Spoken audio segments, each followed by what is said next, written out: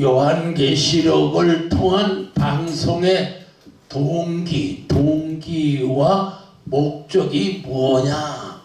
그럼 우리는 왜 하야방송을 통해서 이 복음을 전 세계적으로 전파하게 되느냐라는 겁니다.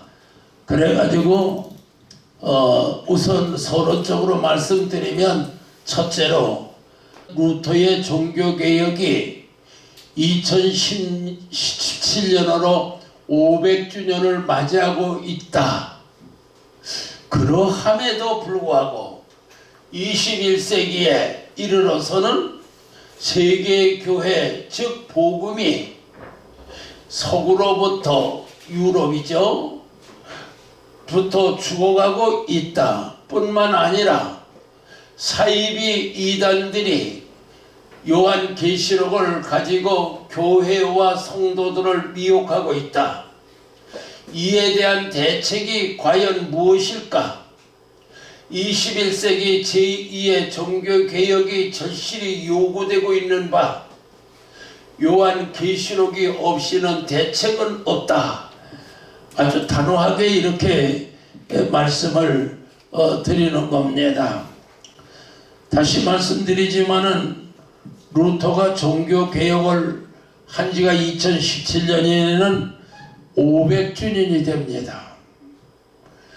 그러면 그 복음은 어디서부터 시작됐느냐 그러면, 예루살렘으로부터 팔레스타인, 터키, 헬라 문화죠.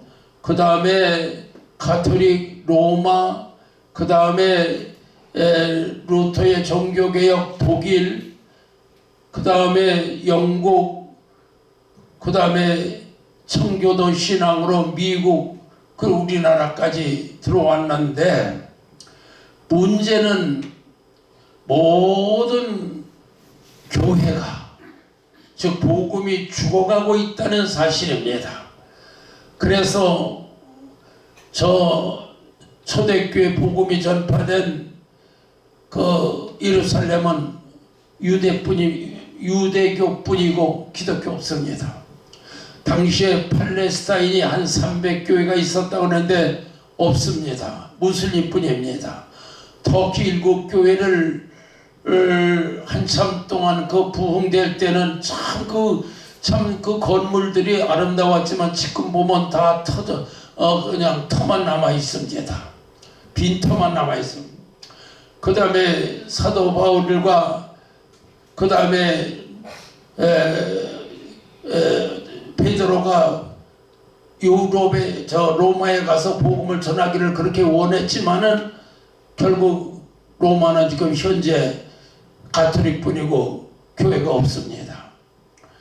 루터가 종교 개혁한 것 굉장한 엄청난 역사입니다만은, 독일도 지금, 독일을 비롯해서 유럽 전체가 교회가 죽어가고 있습니다. 그 다음에 영국 그 유명한 웨스트민스터 그 다음에 장로교 새로운 개혁 뭐 이런 거 있지만, 역시 영국은 아주 토초화됐습니다. 그래서 그 큰 교회들이 모두가 다 결국은 카페로 팔리거나 아니면 무슬림으로 다 넘어가는 거예요. 왜요? 그 큰 교회 뭐 얼마만 안 줘도 산다고 그래요. 그 다음에 청교도로 시작된 미국은 점점 이제 기독교 국가를 자청했고, 대통령이 성경에다 올려놓고 잘 하나님 뜻대로 다스리겠습니다 했는데, 지금 현재 미국은 기독교인이 40%, 그 다음에 오바마 대통령은 동성애 그 합법화 그거 승인해 줬습니다. 그건 하나님 앞에 절대적인 잘못된 생각이고 하나님 앞에 배신하는 역사가 되는 겁니다. 하나님의 창조의 섭리를 따라서 동성애 결혼은 있을 수가 없는 겁니다. 하나님 창조에 어긋나는 일입니다. 그런데도 불구하고 미국에서는, 미국뿐만 아니라 지금 세계적으로 한 20개 국가에서 동성애를 지금 추인하고 있다고 그렇게 생각이 들려집니다. 그럼 이러한 상황에서 유럽을 비롯해서 우리나라에 이르기까지 모든 교회가 이렇게 결국은 죽어가고 있는데, 죽어가고 있을 뿐만 아니라 특별히 사이비 이단들이 요한계시록을 가지고 교회와 성도들을 미혹하고 있다. 그러면 이 거짓 선지자와 거짓 그리스도라에 대해서는 마태복음 24장 3절로부터 이미 예수님께서 말세가 되면 거짓 그리스도, 적그리스도죠. 또 거짓 선지자가 많이 나타날 거라는 걸 미리 예고했음에도 불구하고 우리 현재로서는 그 이단들이 나타나서 교회를 이렇게 정말 어렵게 만들고 혼란스럽게 하는데도 대책이 없다는 이야기인 겁니다. 한마디로 말하면. 그러면 어떻게 해야 될 것이냐라고 했을 때 이에 대한 대책이 과연 무엇이냐 그거예요. 우리 한국교회가 지금 세계적으로 죽어가는 이 가운데서 사이비 이단들이 나타나가지고 교회를 사넘기기를 한다, 성도들을 미혹한다, 이러는 상황에 과연 어떻게 대책을 세울 거냐? 없어요, 없어, 방법이. 그렇기 때문에 결론적으로는 21세기 오늘에 있어서 제2의 종교개혁, 첫째는 루터의 종교개혁이라면 이제는 우리 오메가 복음 요한계시록을 통해서 이 제2의 종교개혁이 절실히 요구되고 있다라고 말씀을 드리겠습니다. 그래서 과연 그러면 우리가 1년 동안 앞으로 하야방송을 통해서 이 복음이 전 세계적으로 전파되는데 과연 어떤 내용들을 프로그램으로 짜가지고 결국 이렇게 할 것인가 라고 하는 문제가 이제 제기되는 거죠. 그래서 요한계시록이 먼저는 도대체 요한계시록이 무슨 책이길래 세계적으로 죽어가는 복음을 다시 소생시킬 대안으로 이렇게 우리가 세우고 있느냐라고 하는 겁니다. 그래서 첫째는 요한계시록 무슨 책인가? 성경책이다 그거예요. 성경책. 그래서 저는 신구약 하면 두 권으로 표현하지만은 구약도 지나간 옛날 이스라엘 민족의 역사적 교훈입니다.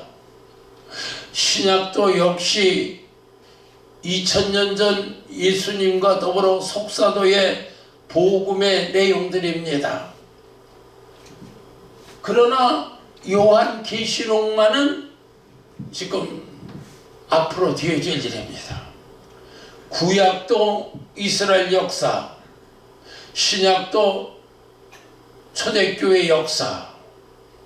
그러면 지금 앞으로 되어질 일이 무엇이냐 그랬을 때 요한계시록이 뭐냐? 요것만 지금 장차될 일입니다. 그렇기 때문에 요한계시록 무슨 책이냐? 성경이다 이거야, 성경. 그런데 왜 성경인 요한계시록을 무서워하고 멀리하고 배척하는 이유가 뭐냐? 이런 뜻도 되는 거지요. 두 번째로는 복음입니다. 복음. 예수님께서 사복음을 비롯해서 초대교회 속사도들이 전한 복음입니다. 세 번째로는 예수 그리스도의 계시입니다. 예수 그리스도의 계시. 오자가 나와버렸는데 예수 그리스도의 계시. 다시 말하면 계시라는 말은 아포칼립시스 예수님께서 앞으로 그 말의 그 내용을 보면 폭로하다, 공포하다, 나타내다, 벗기다 그런 뜻이 아포칼립시스에 들어있는데 내용인데 앞으로 예수님께서 재림주로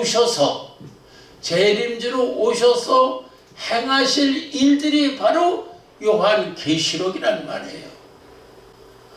그러면 엄밀히 말해서 지나간 4000년 역사 이스라엘 민족에 대해서 열심히 연구합니다. 또 예수님을 비롯해서 속사도 100년 동안의 역사를 열심히 연구합니다. 그런데 지금 요한계시록을 멀리하는 이유가 뭐냐? 물론 이유 있어요. 이단들이 계시록을 가지고 나오니까 혹시나 많은 이들이 요한계시록은 이단들의 전용물이다 이렇게 생각하는 것 같아요.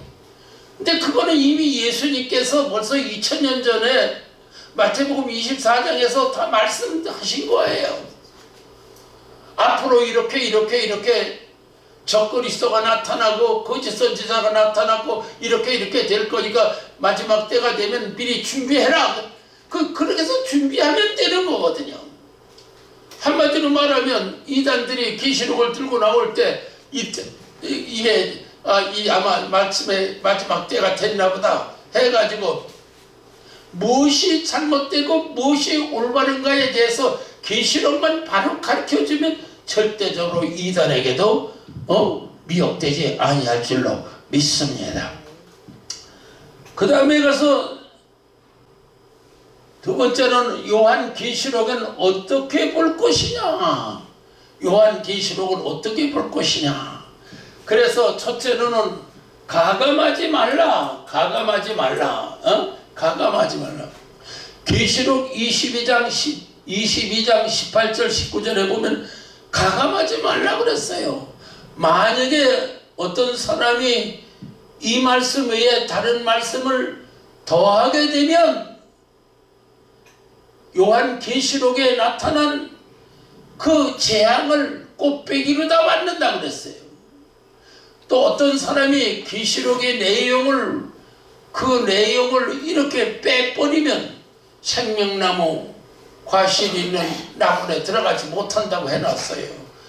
그럼 이게 엄청난 이게 참 더하거나 빼거나 하는 건 그 말씀 그대로 증거하라는 마지막 결론적 말씀을 최후의 마지막으로 요한계시록 아무렇게나 전하지 말고 더하지도 말고 빼지도 말고 그 말씀대로 증거해요.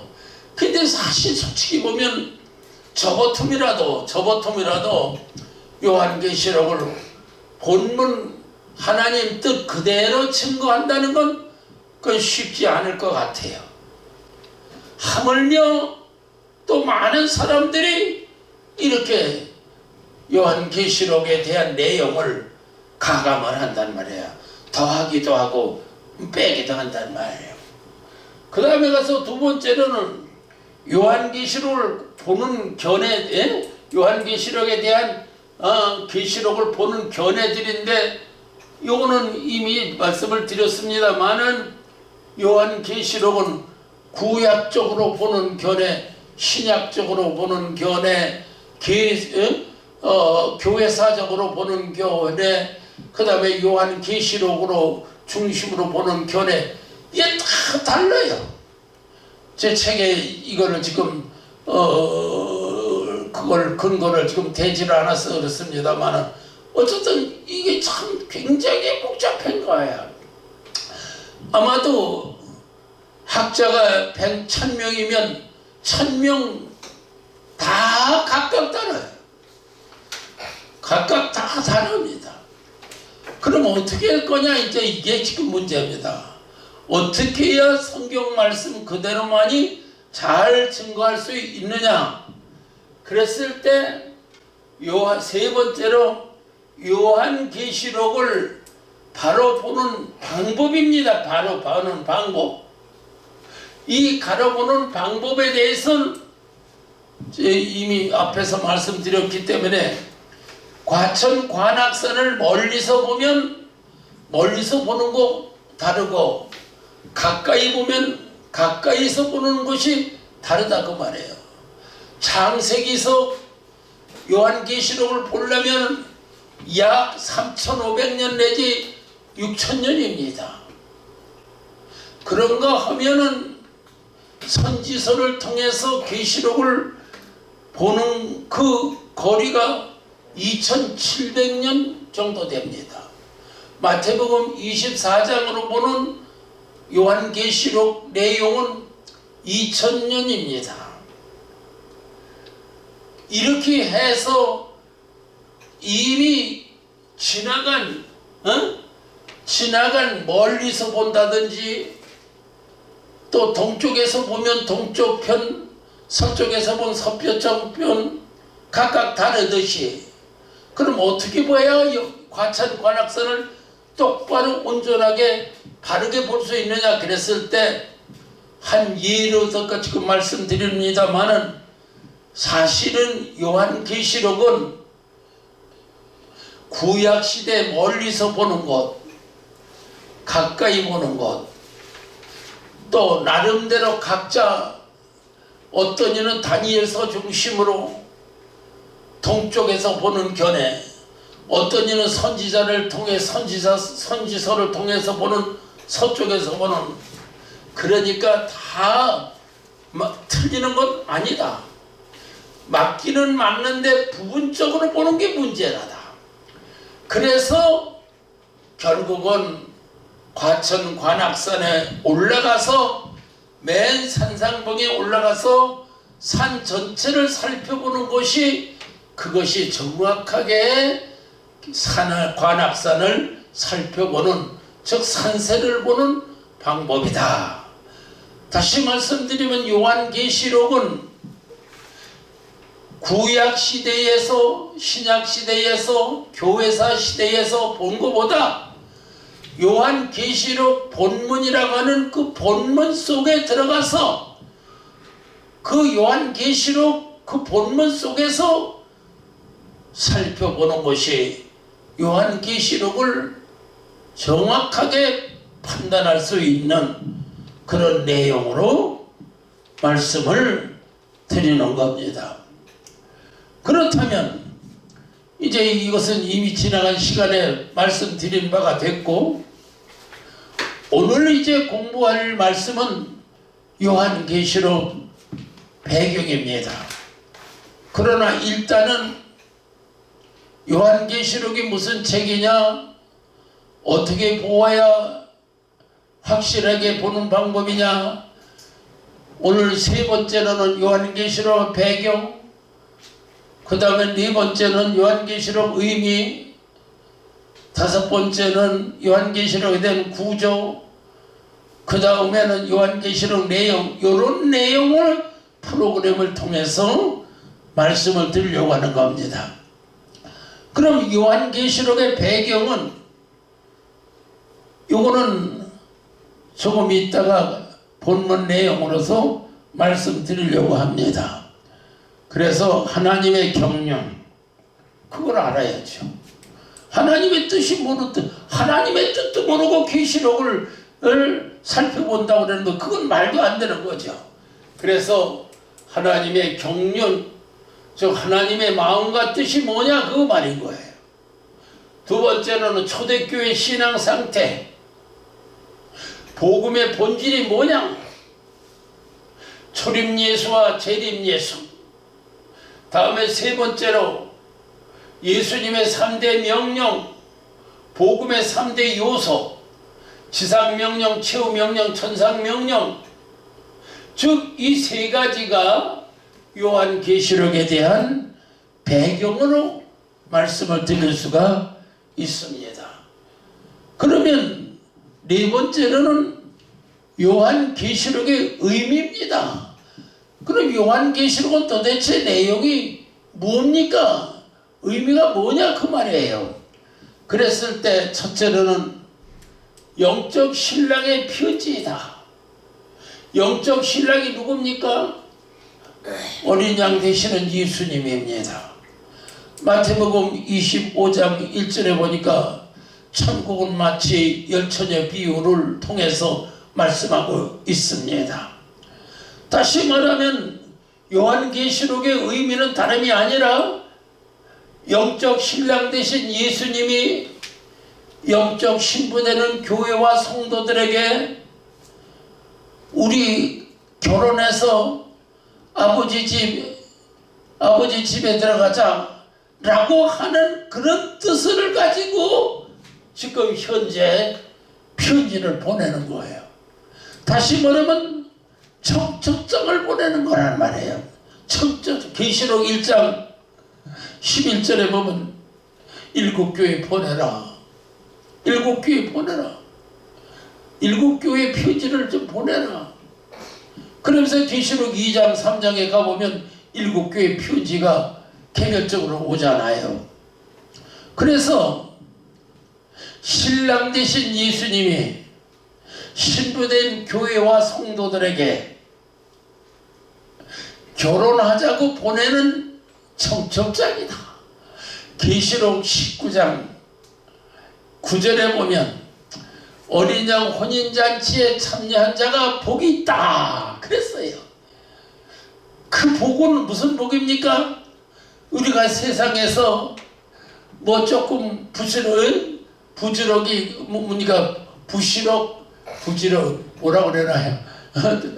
끝에 보니까 조그만 그런 복이 아니라 이 복이야말로 어린 양과 혼인잔치 참여해서 마침내 아버지의 영원한 그 천국에 가자는 이야기 아닙니까? 그러니까 만약에 어떤 분이 요한계시록을 거절한다면 예수님께서 우리 결혼합시다 라고 하는 것을 거절하는 것과 똑같다 그 말이에요. 그러니까 오늘의 성도들 중에서 요한계시록을 멀리하거나 반대하거나 거절한다고 하면 이건 엄청난 실수를 범하는 거라 그 말이에요. 혹은 목사님이 성도들한테 영적 신랑 대신 예수님이 보내주시는 편지다라고 했을 때에 이것을 중간에서 타치시켜서 듣지 말아라, 보지도 말아라 이렇게 한다고 그러면 이거는 바리새인들과 같은 무서운 범죄 결과를 가져온다 그렇게 봐지는 거예요. 그러니까 신랑이 신부에게 보내는 우리 결혼합시다 라고 하는 편지라고 한다면 얼마나 참 반갑고 기쁜 소식입니까? 이거를 지금 모르고 있다는 이야기가 이게 되는 거죠. 지금 솔직히 말하면. 다음에 두 번째로는 요한계시록의 의미에 있어서 두 번째로는 요한계시록은 생명수와 쑥물이 있다. 요한계시록의 22장 17절에 보면 성령과 신부가 말씀하시기를 와라. 목마른 자도 오고 목마른 자는 아무나 와서 생명수를 받으라 그랬단 말이에요. 생명수 받아야 합니다. 물 안 먹으면 죽어요.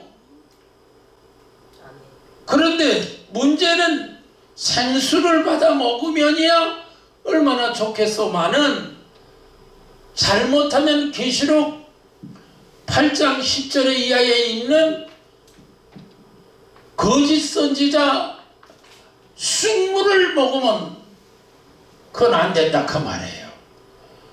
그러니까 요한계시록에는 생명수와 쑥물이 있는데 분별해서 먹을 사이다.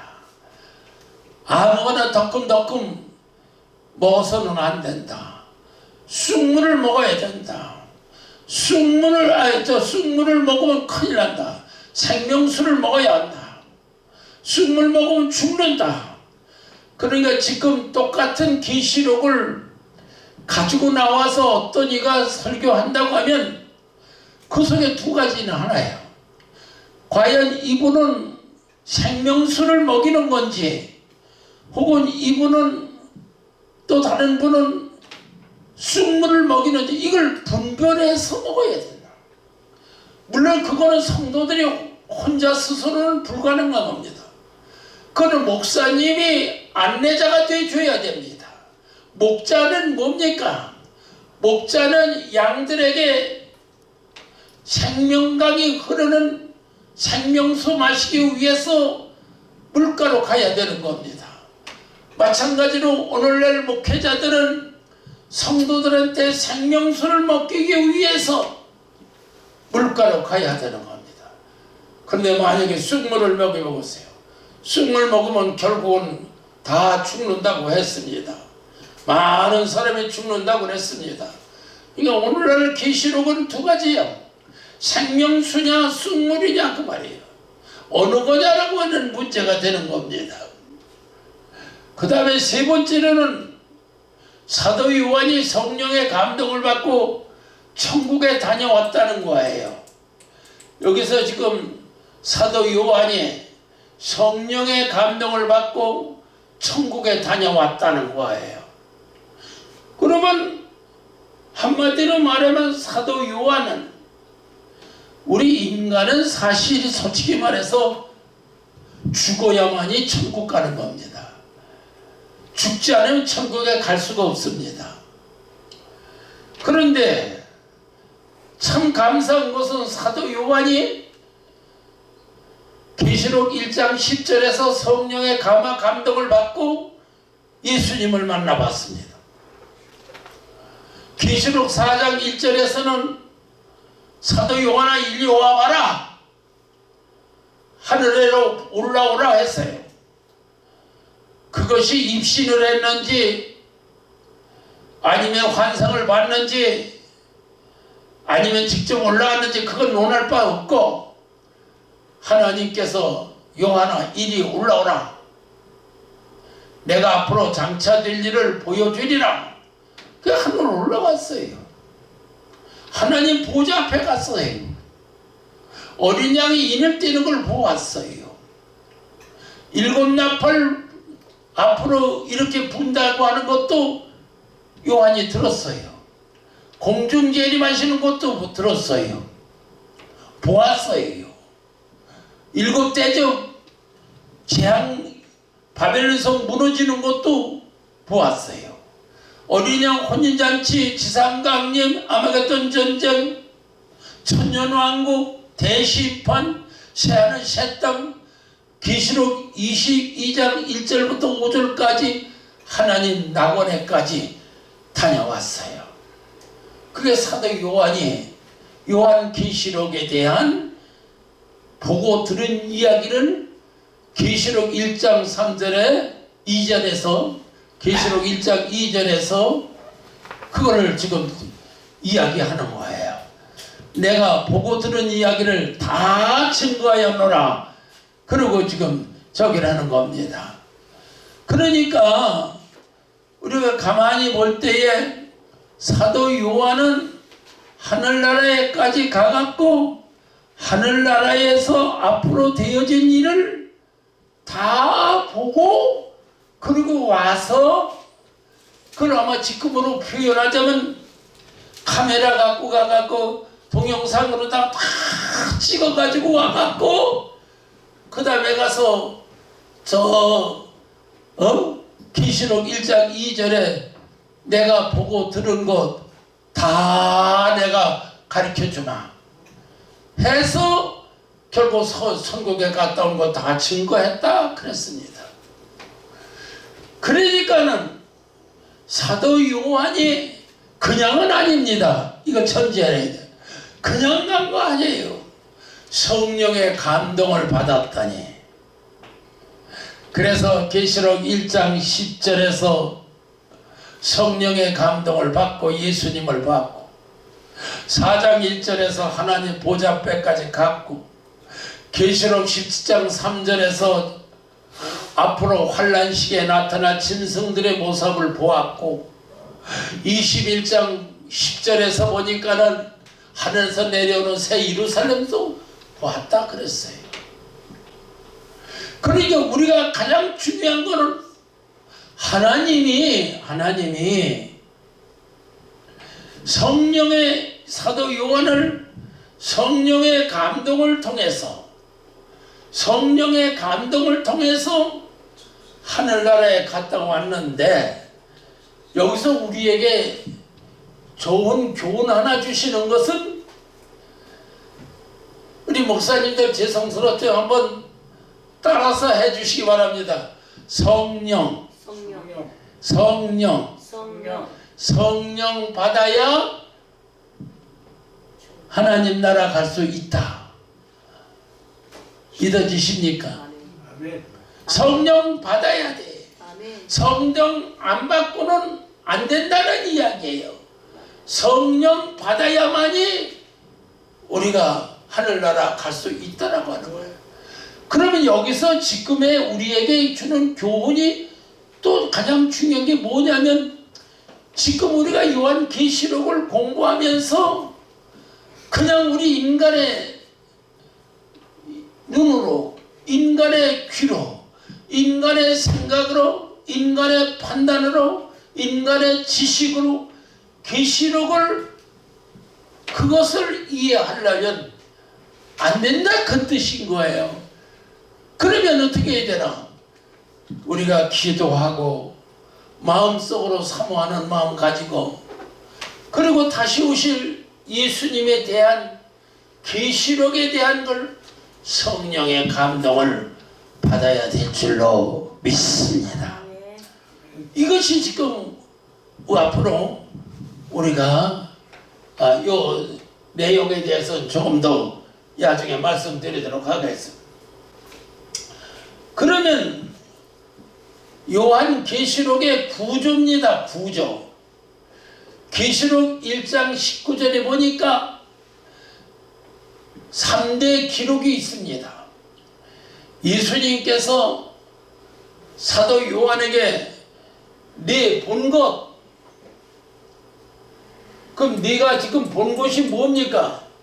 계시록 1장 12절에 보니까 재림주의 모습을 보았습니다. 그거 전하라는 거예요. 그 7교회 보내라는 거예요. 책에 써서 7교회 보내라는 거예요. 재림주가 어떤 분인가? 그래서 계시록 1장은 가장 중요한 것은 재림주는 누구인가? 재림주의 분별. 여기에 대해서 계시록 1장은 재림주에 관한 이야기. 10가지 내용이 다 재림주에 관한 이야기. 두 번째로는 지금 있는 일, 계시록 2장, 3장 7교회에 대한 편지입니다.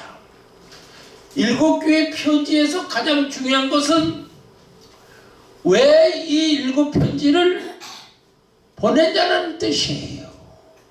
왜 하나님께서 예수님께서 7교회 편지를 보냈느냐?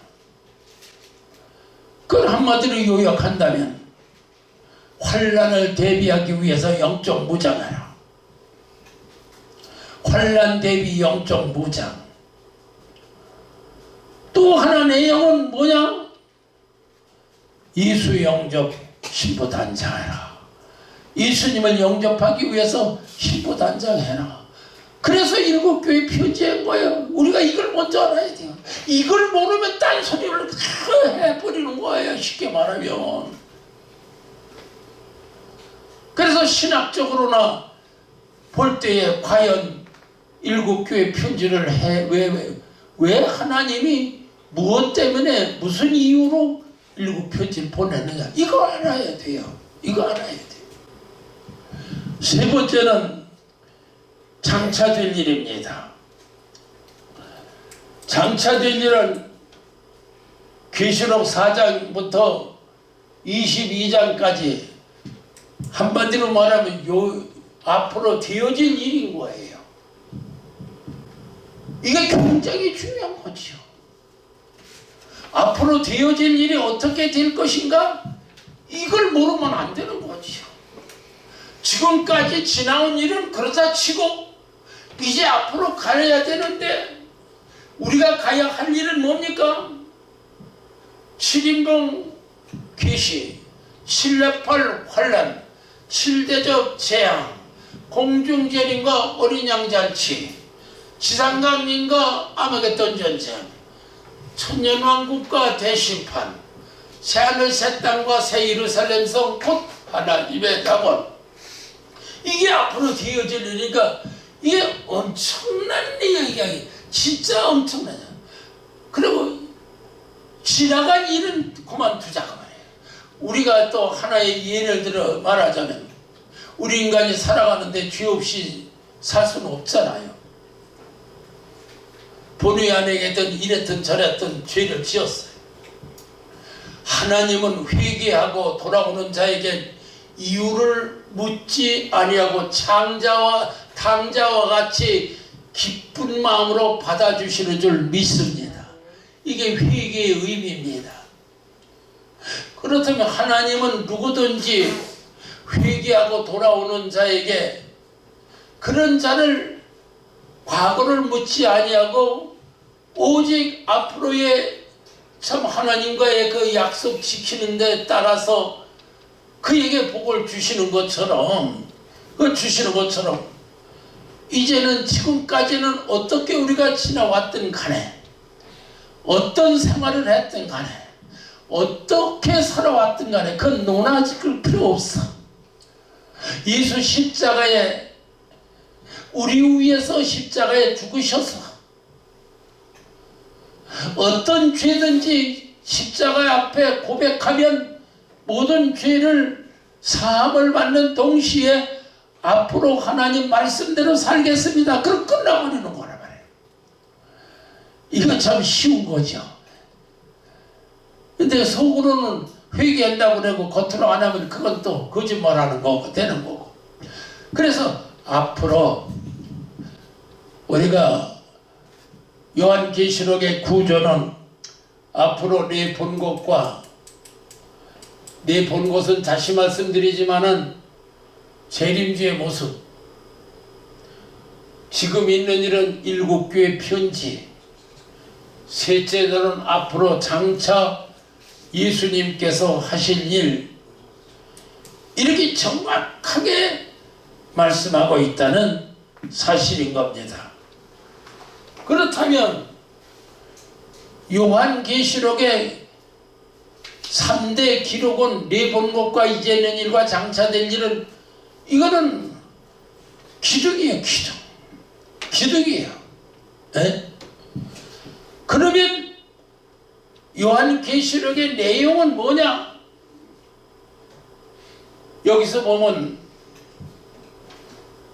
1부, 2부, 3부, 4부, 5부, 6부, 7부,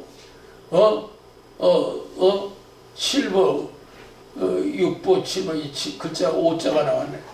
네?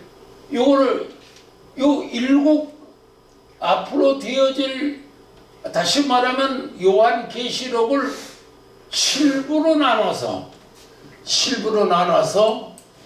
어쨌든,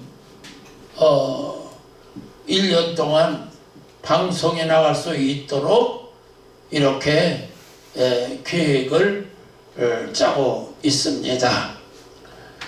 그러면 그 내용을 좀 말씀드리면 제1부는 재림주는 누구인가? 재림주의 분별. 제2부는 일곱 교회 편지를 보내실 목적, 제3부는 천상교회와 종말교회 7인봉 계시, 즉 계획이에요. 계획. 제4부는 지상환란 박해, 칠라팔 환란 진행, 그 다음에 제5부는 공중재림, 바벨론 심판, 즉 일곱 대적 결과. 그러니까 우리가 장차될 일 가운데서 뭐 1차, 2차, 3차 그건 말도 안 되는 이야기고 모르고 하는 이야기고, 하나님의 계획에 의해서 환란이 진행되고 진행된 결과로서 이기는 자와 진 자에 대한 결론이 나오는 거예요. 요거 하나님은 뭐 1차, 2차, 3차가 어디 있어요, 그렇게. 그 다음에 가서 제7부는 어린 양 혼인잔치, 지상강림, 천년왕국. 그 다음에 제7부에는 대심판, 새하늘 새 땅, 하나님의 낙원 성취 완성. 이렇게 해서 요한계시록을 7부분으로 나누어서 아주 쉽게 이해하시기 좋게끔 이렇게 말씀을 드리려고 하는 겁니다. 그 다음에 가서 그러면 우리 한국교회 선교적 사명, 제가 이 아침부터 제가 열심히 옷자도 좀 이렇게 좀 잘 고친다고 했는데도 저렇게 제가 아침 4시부터 일어나갖고 굴전에서 한구가 아니라 한국교회의 선교적 사명. 그러면 첫째로 역사적으로 본 우리 한국교회 전망입니다. 역사적으로. 두 번째는 한민족은 이스라엘 민족과 유사성이 많다는 것. 세 번째는 우리 한국교회에 오메가 복음 선교 사명이 있다는 것. 다음에 네 번째는 우리 한국교회는 21세기 세계 제2의 종교개혁의 주체가 되어야 된다. 그러니까 우리 한국교회가 마치 초대교회가 예루살렘으로부터 초대교회가 발달된 것처럼 이제는 우리 오메가 복음 한국교회 안에서 우리 오메가 복음, 다시 말하면 우리가 요한신학대학원 대학, 우리 이 지금 이게 참 우리 이경 목사님 말씀했지만 비록 지하지만은 이 지하에서 지금 태동을 하고 있다. 아직은 세상에 탁 이렇게 나타나지는 못했는데 모르겠어요. 어떻게 될지는 모르겠으나 이제는 어린애가 나면 와 하고 냅때 소리쳐 울듯이 이게 다시 한번 하였던 태동에서 이제는 세상을 향해서 한번 소리를 치게 될지 이거를 지금 알 수는 없어. 하나님이 하실 일이니까 그건 뭐 일일이 이렇다 저렇다 말할 것도 없고 현재 상황이 그렇다 그 말인 거예요.